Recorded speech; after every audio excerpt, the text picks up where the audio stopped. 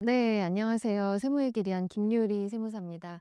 저는 올해로 세무사로 일한 지 19년 차 되었고, 금융권 출신 자산관리사이기도 합니다. 그동안 상장사나 중견기업 법인 관련 업무, 그리고 오너 일가의 전반적인 세금 이슈를 처리하는 일들을 주로 해왔습니다.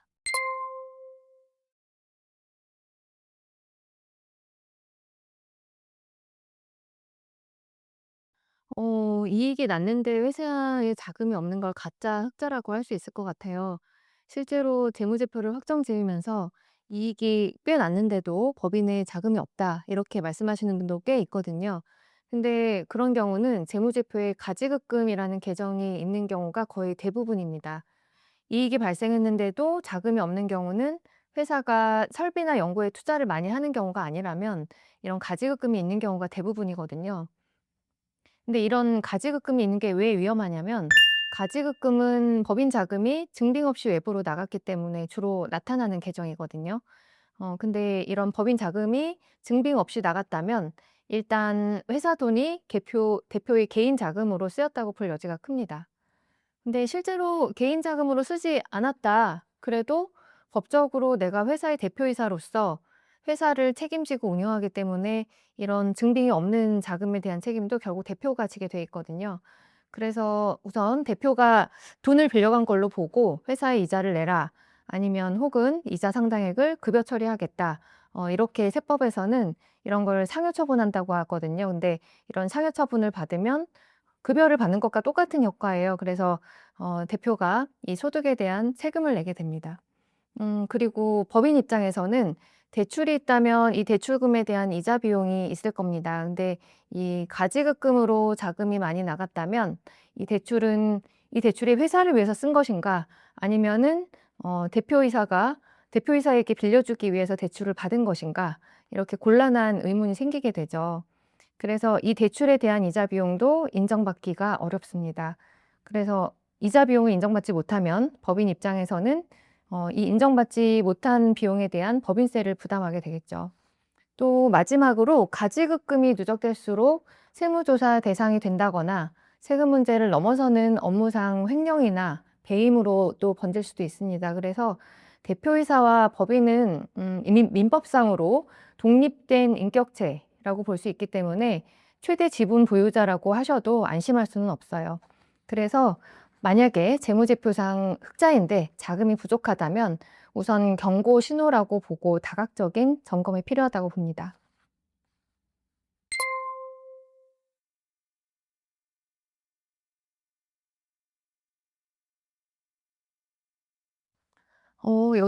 요새는 그 국세청의 분석 시스템이 너무 잘 돼 있어서 업종 평균 대비 얼마나 차이가 나는지 바로 비교가 되거든요. 그래서 우리가 법인세 신고를 하고 나면, 아, 이 회사가 동종업종이 다른 회사 대비 이익률이 낮다 혹은 높다, 이런 게 바로 파악이 되고요.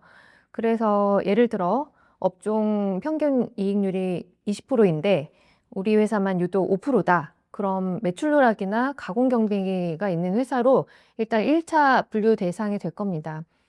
또 항목별로 본다면 복리후생비, 뭐 소모품비, 접대비, 이런 계정들이 전년도 대비 비율이 너무 많다거나 혹은 매출 대비 비중이 많다거나 아니면 법인카드로 사업과 무관한 지출이 있지 않을까 하는 이런 합리적인 의심도 받을 수 있습니다.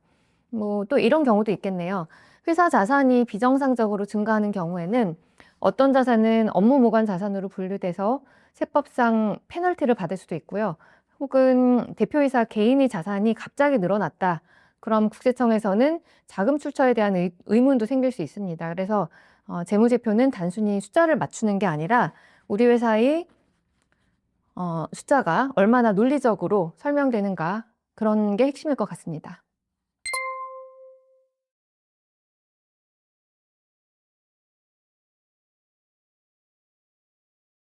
당연히 회사 운영하다 보면 급하게 돈이 필요할 때가 많습니다.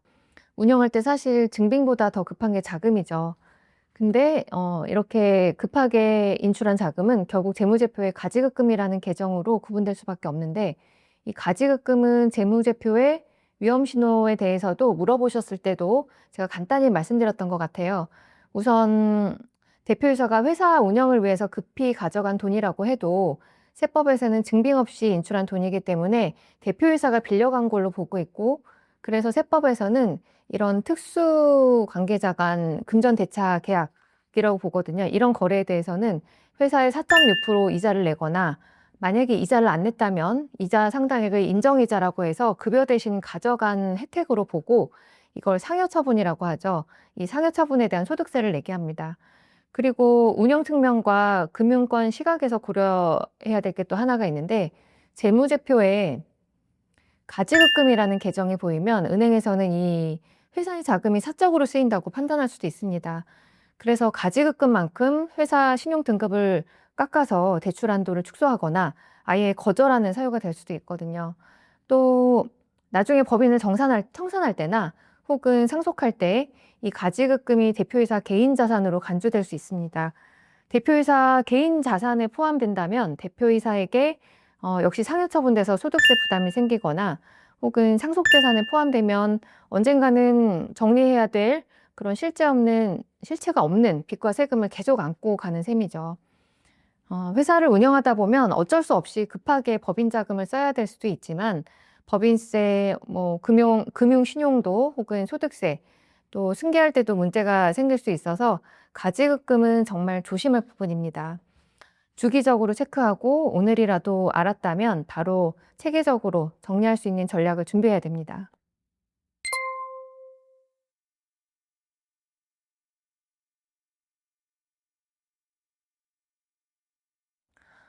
결정적인 지표가 두 가지 있는데요.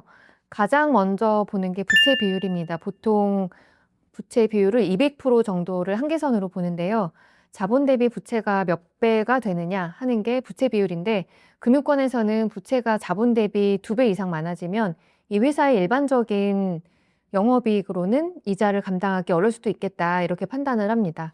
특히 최근처럼 고금리 시대에는 부채 비율이 높은 회사는 실제로 상당한 부담이 있을 거고, 또 그런 기업에 대해서는 은행이 냉정한 시각으로 보게 되고요. 두 번째는 유동 비율인데요. 쉽게 말해서 1년 안에 갚아야 할 빚, 그러니까 유동부채라고 합니다. 이 유동부채에 비해서 1년 안에 현금화할 수 있는 자산, 유동자산이라고 하거든요. 이런 현금화할 수 있는 자산이, 유동자산이 얼마나 되느냐를 보는 지표입니다. 적어도 150% 이상은 돼야 안전하다고 보고 있는데, 이 유동 비율이 100% 밑으로 떨어져 있으면은 당장 내일 갚아야 할 현금도 없는 상태라고 보고 대출 승인이 어려워질 겁니다. 하지만 이런 숫자나 지표보다 더 조심해야 될 게 바로 가지급금이라는 존재인데요. 은행에서는 이 재무제표에 가지급금이 있으면 아무리 매출이 좋아도 이 대출이 사업에 쓰이는 게 아니라 대표 개인 용도로 빠져나가게 되는 게 아닌가 하는 이런 의구심을 갖게 되는 거죠. 결국 은행은 상환 능력과 투명성을 봅니다. 이 두 가지를 재무제표로 증명해내지 못하면 금융권의 문턱을 넘기가 어렵죠. 그래서 우리 회사의 지표들이 적정 기준에 부합하는지 점검하고 관리해야 되는 이유가 바로 여기에 있습니다.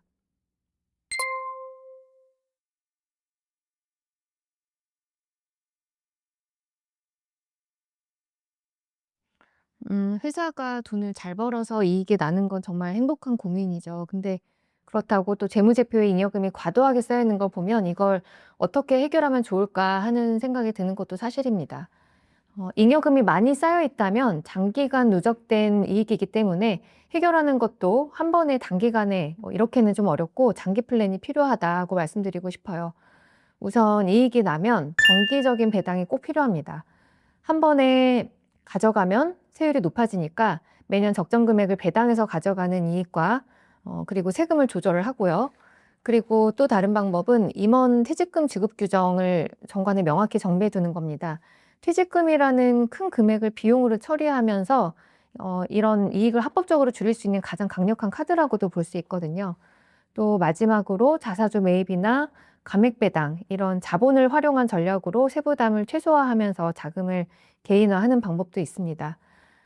어떻게 안전하게 적정한 세금을 내면서 이익을 가져올 수 있을까 전략을 세우는 것도 경영 중 하나라고 생각합니다. 우리 회사의 주식 가치가 지금 얼마인지 미리 점검하고 설계하시길 권합니다.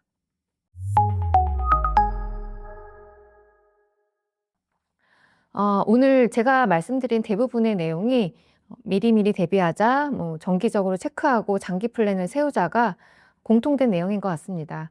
항상 제가 상담 때 얘기하는 게 있는데, 알고 하는 것과 모르고 하는 것은 정말 하늘과 땅 차이다, 이렇게 말씀드리거든요. 할 수 있는 것과 할 수 없는 것, 그리고 해야 되는 것들이 준비가 되니까요. 그래서 알고 준비하고 계획하시면 할 만하고 괜찮다, 이렇게 말씀드리고 싶습니다.